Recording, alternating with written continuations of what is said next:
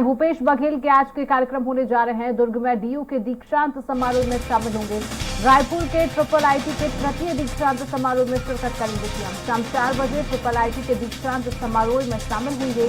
माता कौशल्या महोत्सव के समापन समारोह में भी हिस्सा लेंगे। मुख्यमंत्री भूपेश बघेल ट्रिपल आईटी और हेमचंद यादव विश्वविद्यालय के दीक्षांत समारोह में शामिल होंगे। माता कौशल्या महोत्सव के समारोह में समापन समारोह में हिस्सा लेंगे। मुख्यमंत्री निर्धारित कार्यक्रम के अनुसार सुबह 11:30 बजे नवा रायपुर स्थित डॉक्टर श्यामा प्रसाद मुखर्जी अंतर्राष्ट्रीय सूचना प्रौद्योगिकी के तृतीय दीक्षांत समारोह में शामिल होंगे। मुख्यमंत्री शाम 4 बजे भिलाई इंस्टीट्यूट ऑफ टेक्नोलॉजी के ऑडिटोरियम में हेमचंद यादव विश्वविद्यालय के प्रथम दीक्षांत समारोह में 8वां विश्वविद्यालय स्थापना दिवस समारोह में शामिल होंगे और शाम 7 बजे रामचंद्रपुरी स्थित कौशल्या माता मंदिर में कौशल्या महोत्सव 2023 के समापन समारोह में शामिल होंगे। तो बड़ी खबर है, राजधानी रायपुर से आप तक समाचार हैं। दुर्ग के डीयू के दीक्षांत समारोह में शामिल होंगे सीएम भूपेश बघेल। सीएम भूपेश बघेल के आज के कार्यक्रम ट्रिपल आईटी के तृतीय दीक्षांत समारोह में शिरकत करेंगे। शाम 4 बजे ट्रिपल आईटी के दीक्षांत समारोह में शामिल होंगे सीएम भूपेश बघेल और माता कौशल्या महोत्सव के समापन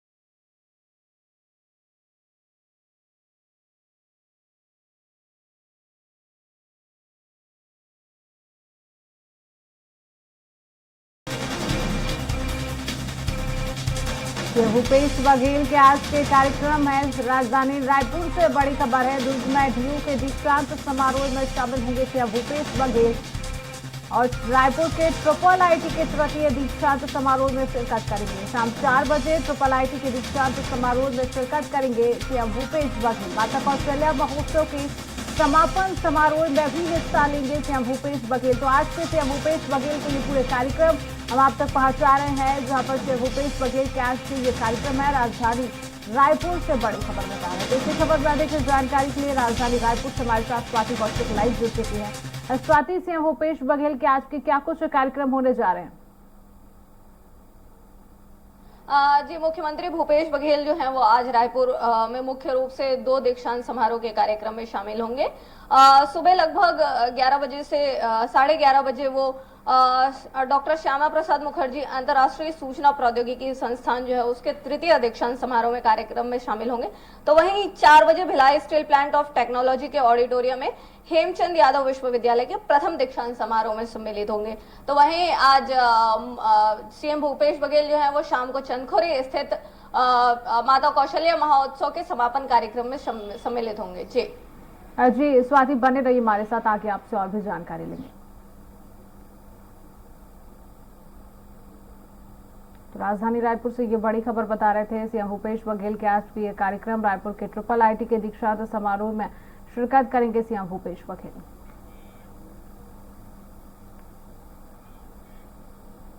राजधानी रायपुर से अगली बड़ी खबर है। राजस्व पटवारी संघ करने जा रहा है धरना प्रदर्शन। अपनी 8 सूत्री मांगों को लेकर राजस्व पटवारी संघ धरना प्रदर्शन करेगा। नवा रायपुर धरना स्थल सूचा में प्रदर्शन करेंगे। प्रदेश भर के हजारों पटवारियों की उपस्थित रहने की आशंका जताई जा रही है। पहले भी अपनी मांगों को लेकर ये धरना दे चुके हैं। वेतन विसंगति दूर, वरिष्ठता के आधार पर पदोन्नति जैसी मांगों को लेकर हड़ताल पर है।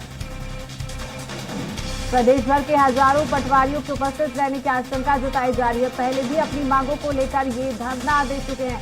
तो राजधानी रायपुर से ये बड़ी खबर, जहां पर राजस्व पटवारी संघ आज धरना प्रदर्शन करने जा रहा है।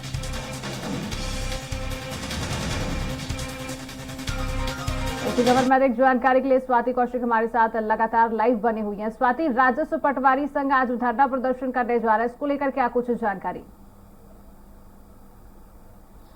जी बिल्कुल, देखिए प्रदेश भर के जो पटवारी हैं आज नए रायपुर स्थित तूता में एकत्रित हो रहे हैं। पटवारी मतलब सीधा सी बात है कि राजस्व का जो आज अमला है वो कहीं ना कहीं अपने कामों को लेकर बाधित रहेगा। तो इनकी 8 सूत्री मुख्य मांगों में से वेतन विसंगति और वरिष्ठता के आधार पर पदोन्नति है। तो वहीं बाकी मांगों की मांग कर ले तो संसाधन एवं भत्तों की जो मांग है ये इनके मुख्य है। स्टेशनरी भत्ता इनको जो स्टेशनरी भत्ते को लेकर इनकी जो मांग है वो है अतिरिक्त प्रभार प्रभार के हल्के अतिरिक्त प्रभार जो इनको और दिया जाता है, जो बाकी काम रहते हैं उसको लेकर इनकी मांग है। तो पटवारी भर्ती हेतु योग्यता की जब बात करते हैं तो योग्यता में स्नातक मिनिमम करने की जो इनकी मांग है वो सामने आ रही। तो वहीं मुख्यालय निवास की बाध्यता को समाप्त किया जाए। अभी तक पटवारियों को मुख्यालय में निवासरत होना जो है वो जो नियम है वो थे, उसकी बाध्यता को समाप्त करने की भी इनकी मांग है वो सामने आ रही है। बिना विभागीय जांच के एफआईआर दर्ज ना हो, ये पटवारियों की तरफ से ये मुख्य मांग जो है वो 8 मांग है, जिन्हें लेकर वो अपना प्रदर्शन आज नए रायपुर स्थित तूता में भारी संख्या में आज पटवारी संघ जो है वो प्रदर्शन करने जा रहा है। जी स्वाति, हम देखते हैं जैसे ही चुनाव नजदीक आ जाते हैं प्रदर्शन, कार्यकर्ताओं के प्रदर्शन जो है वो शुरू हो जाते हैं। ऐसे में साल के अंत में विधानसभा का चुनाव है और ऐसे में पटवारी संघ जो है आज प्रदर्शन करने जा रहा है। क्या लगता है चुनाव पर कुछ असर देखने को मिलेगा या जो इनकी मांगे हैं वो पूरी होती हुई नजर आएंगी? क्या लगता है स्वाति?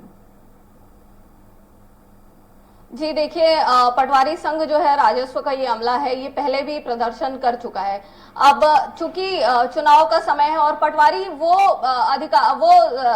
प्रशासनिक सेवा का सदस्य होता है जो सीधे ग्रामीण लेवल तक के अपना दखल रखता है। गांव कह लीजिए, कस्बा कह लीजिए, वहां पर इनके बिना कुछ काम जो है वो मुश्किल होते हैं। तो बिल्कुल ये कहीं ना कहीं ये देखा जा सकता है कि इनकी वजह से कोई चुनावी डैमेज ना हो।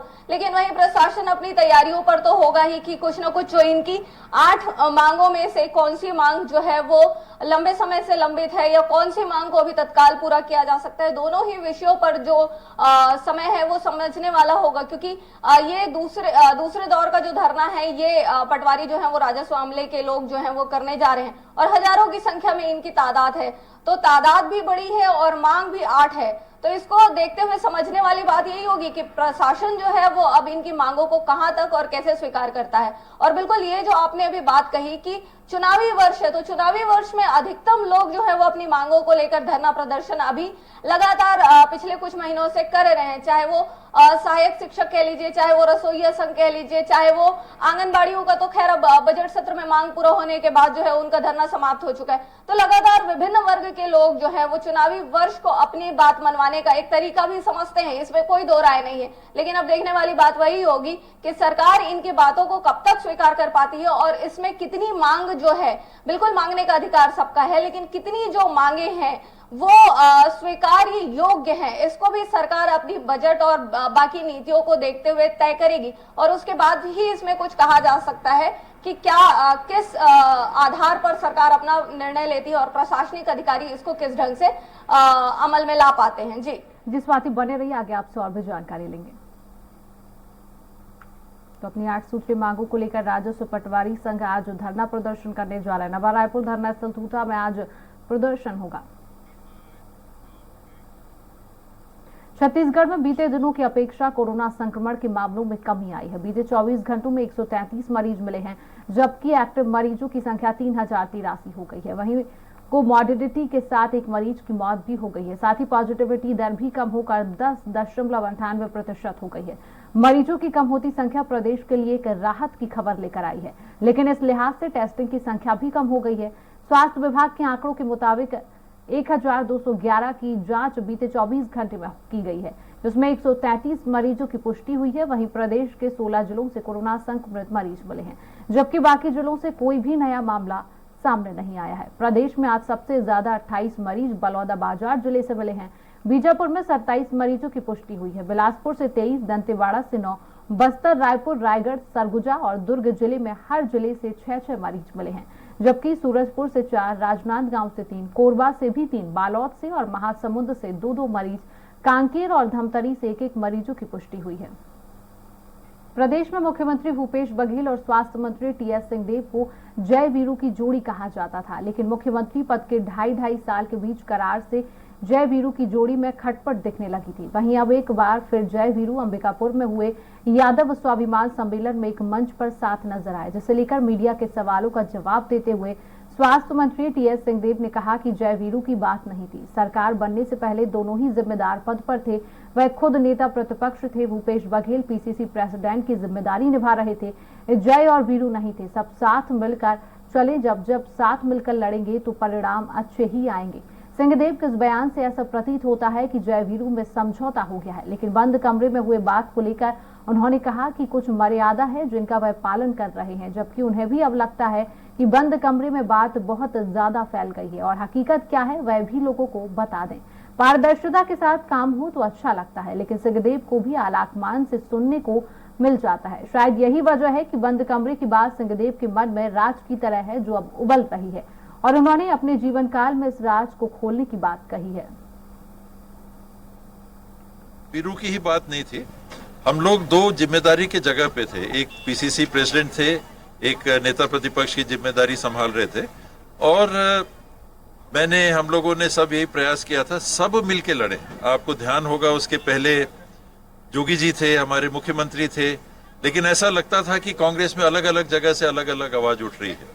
उन्होंने अलग दल बनाया और उसके बाद शेष हम लोग जो कांग्रेस में थे, हम लोगों ने यही प्रयास किया, पहल की, सफल हुए कि सब साथ आके हम लोग लड़े।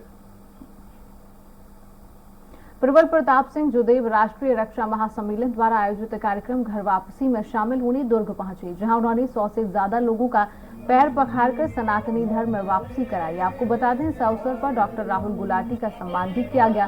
कार्यक्रम के दौरान आर्य समाज का प्रतिनिधि मंडल भी मौके पर मौजूद था।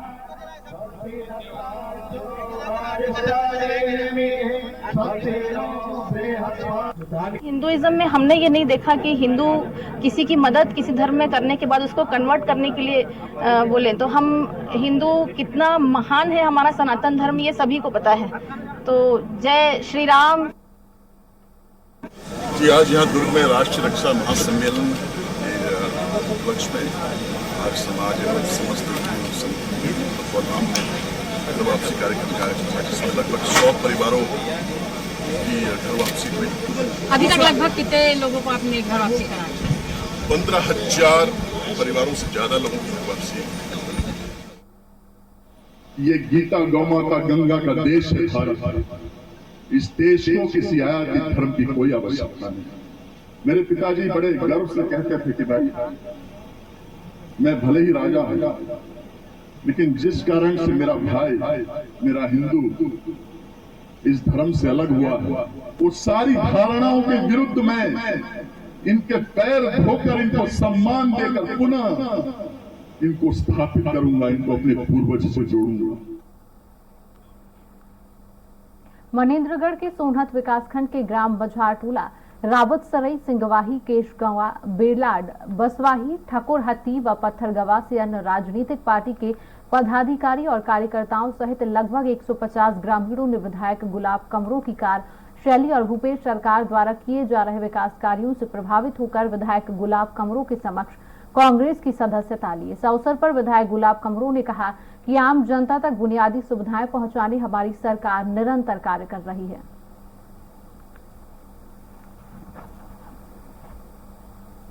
विकास मंच से हूँ, वार्ड मेंबर भी हूँ और उप सरपंच भी हूँ। पहले तो मैं भाजपा में थी, काम को देखते हुए विधायक जी के मैं अब कांग्रेस में टीम शामिल हो गई हूँ। यहाँ तो विधायक जी के मतलब भैया हैं, लाइट का भी, पानी का भी, रोड निर्माण, हैंडपम्प और बहुत सारे काम को देखते हुए मैं आज यहाँ इसमें। सर, अभी जो हम लोग 15 साल में छत्तीसगढ़ बने हुए लगभग 19-20 साल हो रहा है, लेकिन जो बीजेपी में 15 साल में जो विकास नहीं हुआ, अभी हमारे क्षेत्र में विधायक गुलाब कमरों भैया हैं और हम लोग बाकी जैसे बहुत सर बात करते हैं कि गुलाब सर हैं, लेकिन हम उनको गुलाब भैया ही कहते हैं। एक जो अपनापन उनके साथ है, जो क्षेत्र के लिए उनका मन में जो भाव है विकास के लिए, वो कहीं हमको 15 साल में नहीं दिखा और आज जो विकास दिख रहा है, हम उसी को ध्यान रखते हुए आज लगभग 150 लोग हम लोग कांग्रेस में शामिल होने के लिए आए हैं। देखिए, कहीं ना कहीं जो क्षेत्र में विकास कार्य चल रहे हैं, माननीय मुख्यमंत्री भूपेश बघेल जी के नेतृत्व में, माननीय विधायक गुलाब कमरों जी के नेतृत्व में, उसको जनता देख रही है, समझ रही है और उसी का अनुसरण करते हुए इन लोगों ने कांग्रेस पार्टी की सदस्यता ली है। क्षेत्र में लगातार विकास के काम हो रहे हैं, चाहे वो रोड का काम हो, पुलिया का काम हो, अस्पताल का काम हो, चाहे अंग्रेजी मीडियम स्कूल की बात हो, चाहे एकलव्य विद्यालय की बात हो, चाहे पानी की बात हो। आज सोमनाथ विकासखंड के किसी भी क्षेत्र में आप चले जाइए, किसी भी सड़क में एक भी गड्ढा आपको नहीं मिलेगा। पहली बार मैं तो ऐसा देखा, क्योंकि मैं कम से कम 5000 लोगों को प्रवेश कराया विभिन्न पार्टियों के द्वारा, जो हमारे कार्यकर्ता थे उनको ज्वाइन कराया, पर मैं जाके गांव में ज्वाइन कराया था। पहली बार आज मैं देखा कि वो बस से खुद इतनी दूर 40 से 50 किलोमीटर इतनी दूर से आए हैं, 4-5 गांव के लोग आज शामिल हुए हैं। सबसे पहले उनका मैं हृदय से धन्यवाद करता हूं, उनका आभार व्यक्त करता हूं। इस गर्मी के समय में उन्होंने आज यहाँ मननगढ़ की नए जिले में आज कांग्रेस प्रवेश किया है। उनके तिल्दा में ट्रक पंडित दीनदयाल उपाध्याय चौक के आगे हाई स्कूल मार्ग पर 3-4 कार और 7-8 दो पहिया वाहन को ठोकर मारकर एक दुकान के अंदर घुस गई है। हादसे में एक व्यक्ति की मृत्यु हो गई है, वहीं 4-5 लोग घायल हैं। पुलिस दल बल के साथ घटनास्थल पहुंची और देर शाम की यह घटना बताई जा रही है, जहां पर एक बेकाबू ट्रक ने मेन रोड पर हाई स्कूल जाने वाले मार्ग पंडित दीनदयाल चौक के आगे मुख्य मार्ग पर सड़क किनारे खड़ी 3-4 कार को ठोकर मारते हुए 7-8 दो पहिया वाहन को भी ठोकर मारते हुए एक दुकान में जा घुसी। इस बीच काफी अफरा तफरी का माहौल वहां पर मच गया।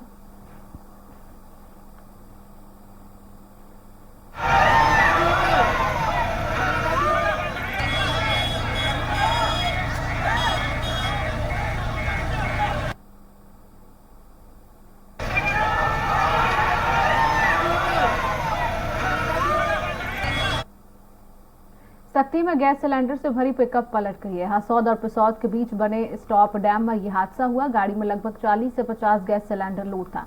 सामने से आ रही मोटरसाइकिल को बचाने के चक्कर में ये पूरा हादसा हुआ है।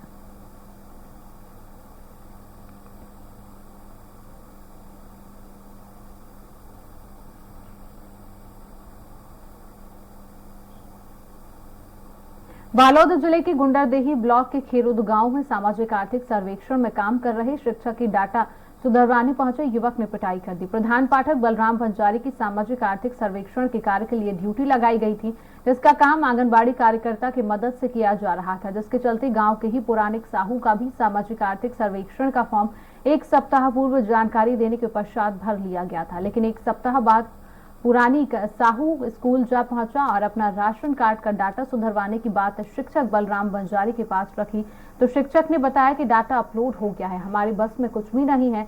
इस बात से नाराज पुरानी साहू में शिक्षक की जमकर पिटाई कर दी। बड़ी कार्यकर्ता जो पहले फॉर्म फिलअप करती है, उसको जो है हम लोग जो है मोबाइल से अपलोड मतलब टाइप करके उसमें जो है सबमिट करते हैं, वो अपलोड हो जाता है।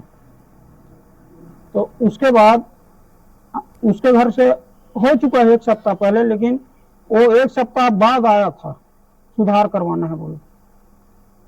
तो वही मैंने कहा कि मोबाइल में सबमिट हो गया है, वो डाटा कंप्यूटर तक चला गया है, अब उसमें सुधार होना असंभव है। ऐसा इसी बात को लेकर मारपीट किया गया। पेंड्रा में बरवाही थाना क्षेत्र के परासी गांव में राधा कृष्ण मंदिर में चोरों ने घुसकर मंदिर की दान पेटी और घंटी उठा ले गए। वहीं चोरी की घटना सीसीटीवी फुटेज में कैद हो गई। वहीं स्थानीय लोगों ने मामले की थाने में शिकायत की। पुलिस ने अज्ञात चोर के खिलाफ मामला दर्ज कर तलाश में जुट गई है।